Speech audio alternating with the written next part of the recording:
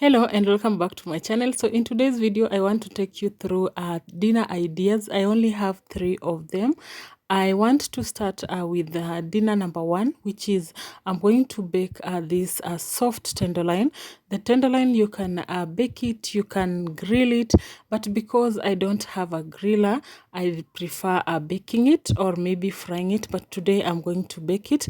Most people call it a fillet. Some call it tenderloin. I'm used to fillet. It's the very soft part of the beef, and it's so good because it's always soft and it is not chewy when you cook it. So I want to remove the membrane first, and then I'm going to remove the excess fat. Try to cut through it and open it up for it to be able to cook faster.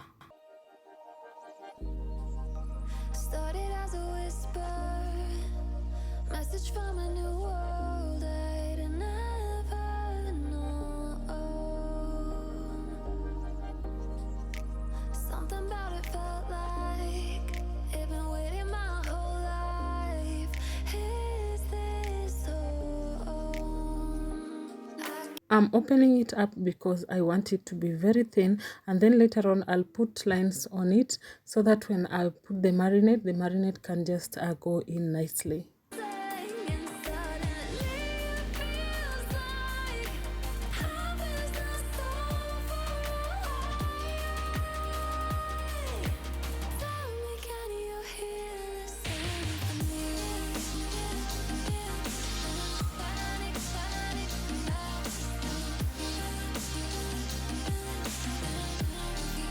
For the marinade, it's just onions and garlic. I'm adding some oil in it and salt. I'm going to blend them into a paste, and then I'm going to apply on the tenderloin and then bake it. I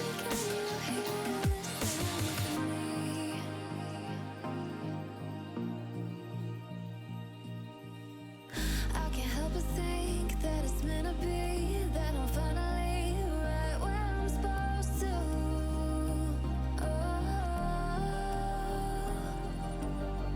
If I let you in. I love the mixture of onion and garlic. They really give a good taste to any meat that you want to bake or any meat that you want to fry.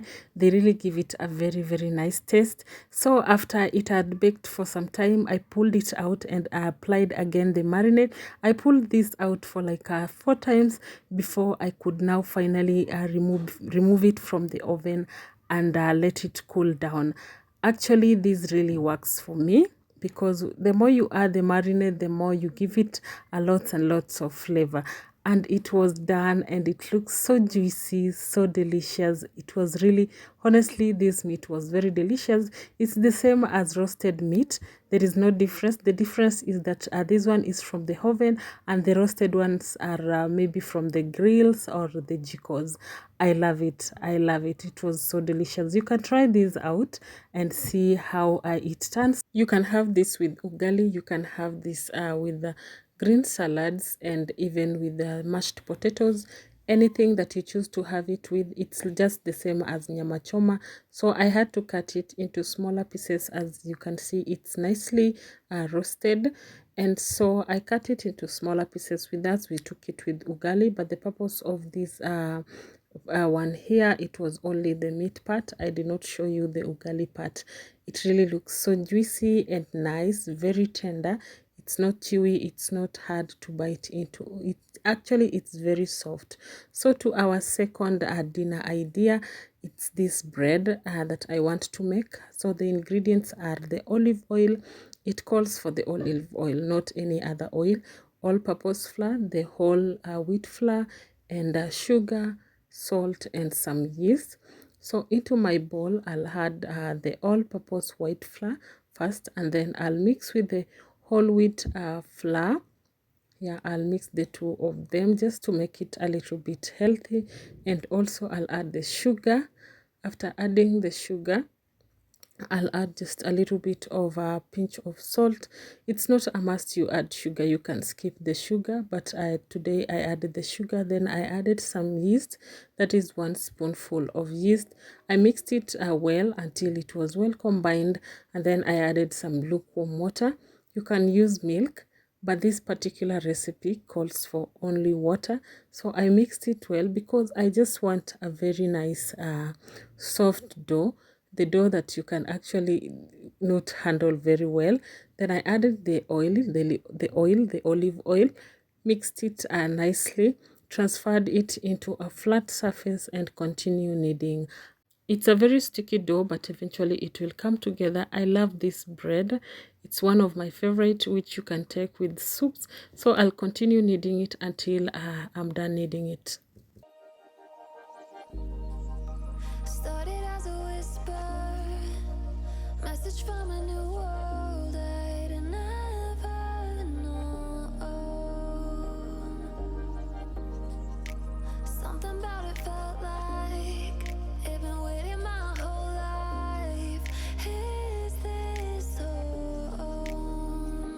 I can hear each sound calling my name, and I feel angels around when I start to sing, and suddenly it feels like heaven is not so far away.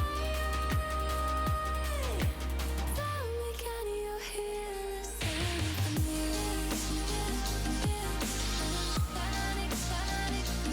After I'm done kneading it, I'm going to transfer it in a bowl, and then I'm going to cover it with a cling film. Let it rest for like 20 to 30 minutes until it doubles in size. So after it has doubled in size, I'm going to punch down the air, but before that I'm going to apply some oil on my hands before I can touch it because the dough is very sticky. As I said, this type of recipe calls for a very sticky, a very soft dough. So I'm going to transfer it into my pan, not a pan, a baking tray that I've aligned some parchment paper on it, and then spread it nicely and evenly on the tray. Yeah, this is what I'm going to do. But first of all, I'm going to apply oil again on my hands before I can spread it even. When you feel like you're tired of taking maybe mashed potatoes, you're tired of taking ugali, you can replace it with this type of bread. It's so good, it's healthy, and it's filling. You can do it with soups or you can do it with meat. It's so good. So I'm going to spread it evenly like this. Yeah, I'm using a parchment paper because it helps it not to stick. And then I'm going to add, apply some olive oil on top of it. Then I'll now punch, maybe put holes like this. This is what I'm going to do. I cannot explain it well, but this is what I'm going to put holes in it like that. Then I'm going to add some, sprinkle some salt. The salt that I'm using is coarse salt that is a bit rocky. That is the salt I'm using, just a little bit of the salt. Then here I'm using the herbs. Those are dried herbs. I'm using rosemary. I'm using thyme, I'm using sage, I'm using oregano. Then still I'm adding more olive oil, and then I'll keep poking it. Yeah, just poke it like this. Put some holes in it like that, and bake it in the oven for like 20 minutes, and it's done. I'm telling you, it looks so nice. Like the aromas of the herbs on that bread are just amazing. When you bite into this bread, you can get the crunch of the salt that mixes with the dough, the bread, and it's so nice. So I'm going to apply the olive oil again on top of it just to make it a little bit soft. Yeah. The herbs really enhances the flavors of this bread, and I love it. It's so fluffy, it's very soft. The fact that I did not break it so that you can see, but it was very fluffy. Like you can see in the inside, it's very fluffy, nicely baked, and it's very delicious as well as being healthy. So you can have this with soups, you can have it with butternut soup, you can have it with beef soups. It's so good for dinner if you don't want to continue doing the same thing over and over again like ugali or mashed potatoes. So the last dinner idea here, I want to make some nice soup also. Let me call it a soup. So I'll start with the chickpeas, chickpeas that I've been soaking overnight, let's say for like 12 hours. So I'm going to wash them down, and then I'm going to cook them in a pot for 20 minutes, because when you soak the chickpeas, they take shorter time for them to cook. I will add salt in it to balance the flavor so that they can cook with the salt. I'm also going to add hot water and to speed up the cooking process, and then I'm going to put it on the fire. Finally, the chickpeas are cooked, and then I'm going to drain down the excess liquid and run down the starch by just running them on cold water. And then I'm going to assemble the ingredients and start cooking now the soup itself. So here we have some chickpeas, we have butter, we have a nice young zucchini, we also have the red onions, white onions, we have celery. This is tarragon. This is how tarragon looks like. We also have some parsley, we have carrots nicely chopped, then we have butter, we have chicken. That is the chicken that I'm using. I'm using the chicken breast. And then here I'm having some lemon juice, and then I'm having some turmeric. So to begin with, I'm going to add some oil in my pan, and then I'm going to also add some butter in it. Then I'm going to let it I'm going to add some turmeric in it, add the chicken, and then stir fry the chicken for some time until it is golden brown. Using this chicken in that soup of chickpeas really gives out good flavors. I also have some fennel seeds. Fennel seeds are very aromatic. I don't know how to describe the taste of them, but they are so good with soups, vegan soups. So I've just finished frying the chicken. I'm going to put it aside. Here I'm adding also oil into this pot. I'm adding some butter as well. I'm adding the onions. So we'll start with the red onions. We'll go with this to the spring onions. And then I'm going to also use some leek. I've added some leek. So I've used 3 types of onions. Each onion has its own flavors, by the way.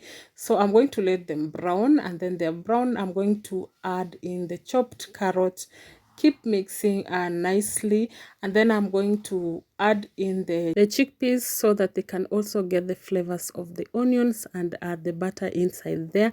It's good to introduce one ingredient at a time so that everything can get its own flavors. And the next thing we are going to put inside here is the chicken breast with all its juices. The chicken breast really enhances this dish and it makes it so good. So I'm going to add in the chicken. Mark that it's always good to just fry the chicken aside before adding it into the chickpeas. You cannot add the fresh chicken because the fresh chicken has its own flavors as well. But with this particular dish, you need the fried chicken. So I've added the fried chicken here. I've added some water. I've also added some lemon juice. I'm going to mix them well, and then we are going to thicken up that soup with cornstarch or corn flour. So I'm going to add some cornstarch into this small measuring cup, and then I'm going to add some water. I'm going to mix them well until they form just a milk like liquid. Then I'm going to add it into this soup, and then it's going to thicken it. Yeah, it's really going to thicken it. Remember to use those small gourgets, the young ones. The young ones don't have a lot of water and they are very tasty compared to the matured ones. The matured ones are really they don't have a taste actually. They are very tasteless. I really don't like them. So I prefer using the tender ones. Then I've garnished it with the tarragon, with the parsley and also the spring onions, and the soup is done. The soup is really done and it looks amazing. It looks really delicious. If I had mushrooms, I could have even thrown them inside there. But for today, this is how we are going to make this soup. The flavors of the chickpeas are just on another level. With the chicken and everything and all the herbs, they taste so good. So we are going to accompany this with some rice. So I'm boiling the rice and this is how it looks. It's very fluffy. It's so nice. I'm telling you, this food was really delicious.